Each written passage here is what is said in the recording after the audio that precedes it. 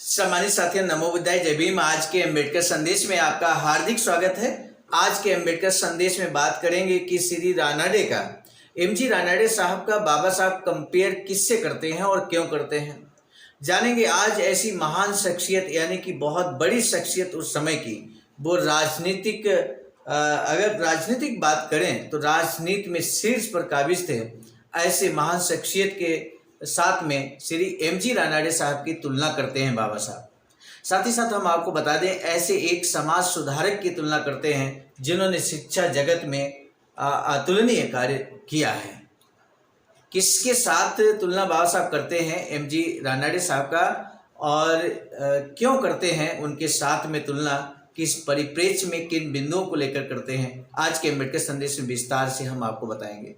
समझ सकते हैं। इससे पहले कि हम अम्बेडकर संदेश को शुरू करें, आज का अम्बेडकर संदेश बाबा साहब डॉक्टर अम्बेडकर संपूर्ण वाङ्मय खंड 1 से पेज नंबर हम आपको बता देते हैं। पेज नंबर 259 से लेकर 261 तक हम आपके समझ रखने वाले हैं। बाबा साहब लिखते हैं कि रानाडे की तुलना अन्य लोगों से कैसे की जाए। तुलनाएं सदैव अप्रिय होती हैं। साथ ही ये भी सच है कि तुलना से ही व्यक्ति प्रसिद्ध होता है। वास्तव में तुलना करते समय ये बात अवश्य ध्यान में रखनी चाहिए कि रुचिकर तथा शिक्षाप्रद तुलना होने के लिए वह सदैव समान व्यक्तियों के बीच ही की जानी चाहिए। सौभाग्य से यहाँ तुलना की गुंजाइश है। रानाडे एक समाज सुधारक थे और एक समाज सुधारक होने के नाते उनकी तुलना किसी अन्य समाज सुधारक के साथ की जा सकती है। आखिर किस समाज सुधारक के साथ श्री एमजी रानाडे की तुलना बाबा साहब करना चाहते हैं, हम बताने वाले हैं। लेकिन उससे पहले हम आपको बता दें, यदि आपने अभी तक हमारे चैनल आवाज का ऑफिशियल को सब्सक्राइब नहीं किया है तो बेल आइकन के साथ जरूर सब्सक्राइब कर लीजिए। वीडियो सुनने के बाद, अम्बेडकर संदेश सुनने के बाद निश्चित ही अपने आप को आप नहीं रोक पाएंगे इस वीडियो को शेयर करने से, क्योंकि बहुत ही महत्वपूर्ण जानकारी आज के अम्बेडकर संदेश में आपको मिलने जा रही है। ये जो बाबा साहब की स्पीच है जो हम आपके समक्ष रख रहे हैं, श्री रानाडे की 101वें जन्म दिवस के उपलक्ष्य में एक कार्यक्रम आयोजित किया जाता है और उस कार्यक्रम में बाबा साहब को मुख्य वक्ता के तौर पर सादर आमंत्रित किया जाता है। तो बाबा साहब वहाँ भाषण देते हुए इस कार्यक्रम में क्या कुछ कहते हैं, उसी को हम अम्बेडकर संदेश के जरिए आप तक पहुँचाने की कोशिश कर रहे हैं। बाबा साहब कहते हैं कि विशेष रूप से ये तुलना रानाडे तथा ज्योतिबा फूले के मध्य हो सकती है। फूले का जन्म 1827 में तथा स्वर्गवास 1890 में हो गया था। रानाडे का जन्म 1842 में तथा स्वर्गवास 1901 में हुआ था। इस प्रकार फूले तथा रानाडे समकालीन थे और दोनों श्रेष्ठ व प्रमुख समाज सुधारक थे। कुछ लोग शायद रानाडे की अन्य राजनीतिज्ञों के साथ तुलना इस आधार पर आपत्ति कर सकते हैं कि रानाडे राजनीतिज्ञ नहीं थे। ये कहना कि रानाडे राजनीतिज्ञ नहीं थे, राजनीतिज्ञ शब्द को एक बहुत ही संकीर्ण तथा संकुचित अर्थ में बांधना है। एक राजनीतिज्ञ केवल राजनीति का ही कार्य नहीं करता, बल्कि वह विशेष विश्वास का भी प्रतिनिधित्व करता है, जिसके अंतर्गत राजनीति के तौर तरीके तथा सिद्धांत शास्त्र दोनों ही आते हैं। रानाडे ने राजनीति की ऐसी धारा की स्थापना की थी जो न केवल उसके तौर तरीके के लिए बल्कि उसके सिद्धांत पक्ष के लिए भी अपना अलग महत्व रखती थी। समझ सकते हैं, अभी तक आप भी यही समझते होंगे कि राजनीति का मतलब जो लोग चुनाव लड़ते हैं वही राजनीतिज्ञ होते हैं, जो वोट मांगते हैं राजनीतिज्ञ होते हैं। लेकिन यहाँ बाबा साहब के अकॉर्डिंग श्री एमजी रानाडे ने कभी चुनाव नहीं लड़ा, लेकिन वो राजनीतिज्ञ थे।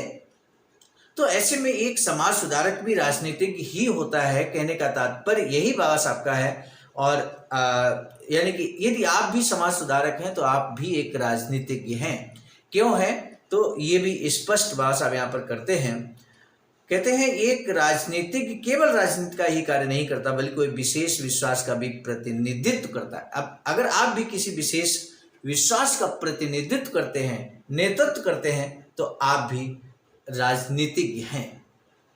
बासा आगे कहते हैं इस दृष्टि से राजनीतिज्ञ थे और उनकी तुलना सार्थक रूप से अन्य राजनीतिज्ञों से की जा सकती है। अन्य राजनीतिज्ञों तथा समाज सुधारकों से रानाडे की तुलना शिक्षाप्रद और ज्ञानवर्धक ही होगी। उसके लिए पर्याप्त सामग्री भी है। सवाल वास्तव में समय और रुचि का है। समय इतना नहीं है कि रानाडे की तुलना समाज सुधारकों तथा राजनीतिज्ञों से भी की जा सके। मुझे वास्तव में निर्णय करना होगा कि रानाडे की तुलना समाज सुधारकों से करूं या राजनीतिज्ञों से। ये रुचि का विषय है। यदि मुझ पर छोड़ दिया जाता तो मैं तो यही पसंद करता कि उपलब्ध समय में रानाडे की तुलना फूले से करता। मेरी राय में बुनियादी दृष्टि से समाज सुधार राजनीतिक सुधार से अधिक महत्वपूर्ण है। ध्यान दीजिए, बाबा साहब कहते हैं कि मेरी राय में समाज सुधार ज़्यादा महत्वपूर्ण है राजनीतिक सुधार के। तब बाबा साहब कहते हैं, खेद है कि मेरी रुचि श्रोताओं की रुचि से भिन्न है।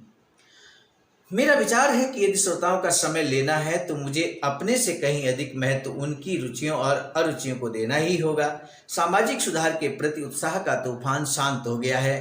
राजनीति के उन्माद ने भारत की जनता को अपने पास में जकड़ लिया है। राजनीति एक नशा बन गई है। किस तरह का नशा? बाबा साहब कहते हैं, जितना अधिक उसका सेवन करो उतनी कहीं अधिक लालसा उसके लिए बढ़ती जाती है। जो काम, बाबा साहब कहते हैं, जो काम मैं कर रहा हूँ वह बड़ा ही अप्रीतिकर है। मैं उसे करने का दुस्साहस इसलिए कर रहा हूँ कि यह मेरा कर्तव्य है कि मैं सविस्तार इस बारे में बताऊं और लोगों की इस जिज्ञासा को शांत करूं कि रानाडे के राजनीतिक दर्शन का वास्तव में क्या महत्व है और वर्तमान राजनीतिज्ञों में इनका क्या स्थान है। तो अब बताएंगे, यहाँ पर हम आपके समक्ष प्रस्तुत करेंगे कि आखिर बाबा साहब ने किन दो राजनीतिज्ञों के साथ श्री रानाडे की तुलना की है। तब बाबा साहब कहते हैं कि आज के वे कौन से राजनीतिज्ञ हैं जिनके साथ रानाडे की तुलना की जा सकती है। रानाडे अपने समय के महान राजनीतिज्ञ थे, अतः उनकी तुलना आज से सबसे महत्वपूर्ण व्यक्ति से ही करनी चाहिए। भारत की क्षितिज पर दो महापुरुष हैं। भारत के क्षितिज पर दो महापुरुष हैं। वो दो महापुरुष कौन है? अब आप ध्यान से समझ लीजिए। बाबा साहब कहते हैं कि और वे इतने महान हैं कि उन्हें बिना नाम लिए पहचाना जा सकता है। आखिर इतना महान कौन है? और ये 1943 का भाषण बाबा साहब का है। 1943 में ऐसे दो नाम कौन से रहे होंगे, आप भी सोचिए, जिनका नाम लिए बिना आप भी समझ सकते हैं। तब बाबा साहब कहते हैं, वे हैं गांधी और जिन्ना। वे कैसे इतिहास की रचना करेंगे इसे तो भावी पीढ़ी ही बताएगी। हमारे लिए तो इतना ही काफ़ी है कि निर्विवाद रूप में वे अखबारों की सुर्खियों पर छाए हुए हैं। उनके हाथ में बागडोर है। एक हिंदुओं का नेता है तो दूसरा मुस्लिमों का। वे आज के आदर्श पुरुष और नायक हैं। मैं उनकी तुलना रानाडे से करना चाहता हूँ। रानाडे की तुलना में वे कैसे हैं, इसके लिए जरूरी है कि उनके उन स्वभावों तथा तौर तरीकों का कुछ वर्णन किया जाए जिनके कारण हम उनसे परिचित हो गए हैं। उनके मूल्यांकन के बारे में मैं केवल अपने विचार प्रस्तुत कर सकता हूँ। सबसे पहली बात मेरे मन में ये कौंधती है कि जहाँ पर उनके विराट अहम भाव का संबंध है, उन जैसे अन्य दो व्यक्तियों को खोज पाना कठिन ही है। उनके लिए व्यक्तिगत प्रभुत्व ही सब कुछ है और देश हित तो शतरंज की गोट है। उन्होंने भारतीय राजनीति को निजी मल्ल युद्ध का अखाड़ा बना रखा है। परिणामों की उन्हें कोई परवाह नहीं है। वास्तव में तो उन्हें उनकी सुध तभी आती है जब वे घटित हो जाते हैं। जब वे घटित हो जाते हैं तो या तो वे उसके कारण को भुला देते हैं या यदि वे उसे याद भी रखते हैं तो वे उसकी उपेक्षा कर देते हैं। वे आत्मतुष्ट की ओढ़नी ओढ़ लेते हैं और वह उनके सभी पश्चातापों को हर लेती है। वे विलक्षण एकाकीपन के ऊंचे मंच पर खड़े हो जाते हैं। वे अपने बराबरी वालों से ओट खड़ी कर लेते हैं। वे अपने से घटिया लोगों से मेल जोल पसंद करते हैं। आलोचना से वे बड़े क्षुब्ध तथा व्यग्र हो जाते हैं। पर चाटुकारों की चाटुकारिता की चाट वे बड़े प्रेम से खाते हैं। दोनों ने एक अद्भुत रंगमंच तैयार किया है और वे चीज़ों को इस ढंग से प्रस्तुत करते हैं कि जहाँ भी वे जाते हैं वहाँ सदा उनकी जय जयकार होती है। निश्चय ही दोनों सर्वोच्च होने का दावा करते हैं। यदि सर्वोच्चता ही उनका दावा होती तो यह अधिक अचरज की बात नहीं होती। सर्वोच्चता के अलावा दोनों इस बात का दावा करते हैं कि उनसे तो कभी भूल व चूक हो ही नहीं सकती। धर्मपरायण 9वें पोप के पवित्र शासनकाल में जब अचूकत्व का अहम उपन रहा था तो उन्होंने कहा था कि पोप बनने से पूर्व मैं पोपी अचूकत्व में विश्वास रखता था। अब मैं उसे अनुभव करता हूँ। ये ठीक ही रवैया इन दोनों नेताओं का है जिन्हें विधाता ने अपनी असावधानी के क्षणों में हमारे नेतृत्व के लिए नियुक्त किया है। सर्वोच्चता तथा अचूकत्व की इस भावना को समाचार पत्रों ने हवा दी है।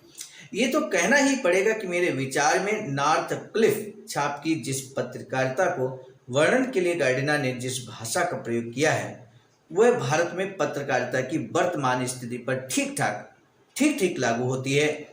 कभी भारत में पत्रकारिता का एक व्यवसाय था, कभी भारत में पत्रकारिता एक व्यवसाय था, अब वह व्यापार बन गया है। मेरे साथियों, ये वर्तमान में और कहीं ज़्यादा अधिक परिलक्षित हो रहा है।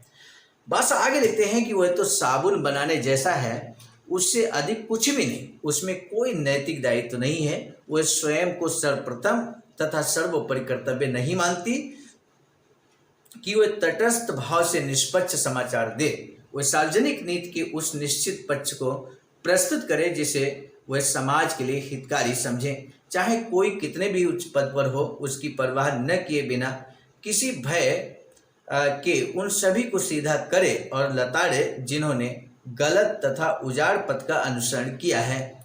उसका तो प्रमुख कर्तव्य ये हो गया है कि नायकत्व को स्वीकार करें और उसकी पूजा करें। उसकी छत्र छाया में समाचार पत्रों का स्थान सनसनी ने, विवेक सम्मत मत का विवेकहीन भावावेश ने, उत्तरदायी लोगों के मानस के लिए अपील ने, दायित्वहीनों की भावनाओं के लिए अपील ने ले लिया है। लॉर्ड सेलिसबरी ने नॉर्थ क्लिफ पत्रकारिता के बारे में कहा है कि वह तो कार्यालय कर्मचारियों का लेखन है। भारतीय पत्रकारिता तो उससे भी 2 कदम आगे है। वह तो ऐसा लेखन है जिसे ढिंढोरचियों ने अपने नायकों का ढिंढोरा पीटा हो। नायक पूजा के प्रचार प्रसार के लिए कभी भी इतनी नासमझी से देश हित की बलि नहीं चढ़ाई गई है। नायकों के प्रति ऐसी अंधभक्ति तो कभी देखने में नहीं आई है जैसी कि आज चल रही है। मुझे प्रसन्नता है कि आदर योग्य कुछ अपवाद भी हैं, लेकिन वे ऊंट के मुंह में जीरे के समान हैं और उनकी बातों को सदा ही अनसुना कर दिया जाता है। समाचार पत्रों की वाहवाही का कवच धारण करके इन दोनों महानुभावों की प्रभुत्व जमाने की भावना ने तो सभी मर्यादाओं को तोड़ डाला है। ये दोनों महानुभाव कौन है आप जानते हैं। बाबा साहब गांधी और जिन्ना की बात करते हैं। बादशाह कहते हैं अपने प्रभुत्व से उन्होंने अपने आधे अनुयायियों को मूर्ख तथा शेष आधों को पाखंडी बना दिया है। मेरे साथियों, वर्तमान परिदृश्य में एक विश्लेषणात्मक यदि आप नजर डालेंगे इस देश भारत पर, तो क्या ऐसे कोई 2 लोग आपकी नजर में आते हैं जो इस तरह के इस कोटेशन, ये जो कोटेशन बादशाह ने यूज किया है, हालांकि गांधी और जिन्ना जी के लिए यूज की है यहाँ पर, तो क्या ये कोटेशन वर्तमान परिदृश्य में भारत में कोई ऐसे 2 नेता हैं जिन पर ये कोटेशन लागू होती हो? आप स्वयं विचार कीजिए। बस इसका कोई प्रश्न नहीं है, कोई जवाब आप कमेंट सेक्शन में लिखना चाहें तो लिख सकते हैं, अदरवाइज किसी तरह का प्रेशर नहीं है। अपनी सर्वोच्चता के दुर्ग को सुदृढ़ करने में उन्होंने बड़े व्यापारिक घरानों तथा धन कुबेरों की सहायता ली है। और दूसरा ये कोटेशन, दूसरी जो लाइन यहाँ पर हमने कही है, तो अब और एक स्पष्ट इशारा आपको मिल जाता है। वर्तमान में आप देख सकते हैं हमारे देश में पहली बार पैसा संगठित शक्ति के रूप में मैदान में उतरा है। जो प्रश्न प्रेसिडेंट रूजवेल्ट ने अमेरिकी जनता के सामने रखे थे वे यहाँ भी उठेंगे। यदि पहले नहीं उठे हैं, शासन कौन करेगा, पैसा या मानव? कौन नेतृत्व करेगा, पैसा या प्रतिभा? सार्वजनिक पदों पर कौन आसीन होगा, शिक्षित, स्वतंत्र, देशभक्त अथवा पूंजीवादी गुटों के सामंती दास जो भी हो। फिलहाल तो भारतीय राजनीति का हिंदू वंश अध्यात्म की ओर उन्मुख होने के बजाय नख से सिख तक अर्ध प्रधान और धन लोलुप हो गया है। यहाँ तक कि वह भ्रष्टाचार का पर्याय बन गया है। अनेक सुसंस्कृत व्यक्ति इस मलकुंड से कतरा रहे हैं। राजनीति तो असहाय गंदगी और मल वाले गंदे नाले जैसी बन गई है। राजनीति में भाग लेने और गंदी नाली साफ करने में कोई भेद नहीं रह गया है। सामान्य साथियों, आज का अंबेडकर संदेश हम यहीं समाप्त करते हैं, यहीं रोकते हैं। आज के अंबेडकर संदेश का जो महत्वपूर्ण प्रश्न है, भारत के ऐसे 2 महापुरुष बताने हैं जिनकी 2 ऐसे राजनीतिज्ञ महापुरुष बताने हैं जिनके साथ बाबा साहब ने श्री रानाडे की तुलना की है। सामान्य साथियों, हालांकि अभी ये तुलना पूरी तरह से कंप्लीट नहीं हुई है, लेकिन अंबेडकर संदेश ज़्यादा लंबा ना हो इसलिए आज के अंबेडकर संदेश को हमें यहीं रोकना पड़ रहा है। इसका शेष भाग लेकर हम कल के अंबेडकर संदेश में उपस्थित होंगे, तब जाकर ये जो तुलना वाली बात है, श्री रानाडे की तुलना किसके साथ की जानी चाहिए और किन किन गुणों के आधार पर या गुणों के आधार पर, ये सारा विस्तृत जानकारी आज का अंबेडकर संदेश जो अभी आपने अंत तक सुना है और कल का जो अंबेडकर संदेश आप सुनेंगे, तो दोनों मिलाकर निष्कर्ष पर हम पहुंच चलेंगे। आज के अंबेडकर संदेश को इस प्रश्न के साथ कि आखिर बाबा साहब ने उन दो महापुरुषों के साथ में श्री रानाडे की तुलना किन दो महापुरुषों के साथ की है। दीजिए इजाजत, आप सभी को सादर नमो बुद्धाय, जय भीम। नमो बुद्धाय, जय भीम। सब्सक्राइब कमेंट जरूर करना, यूट्यूब पे बताना प्लीज। सामान्य साथियों, हम एक महत्वपूर्ण बात बताना उचित समझते हैं। बाबा साहब की अधूरी इच्छा के अनुरूप एक वैचारिक सेंटर निर्माणाधीन है सारनाथ वाराणसी में, जहां पर 14,000 स्क्वायर फीट जमीन परचेज कर ली गई है ring road green city Faridpur Sarnath में।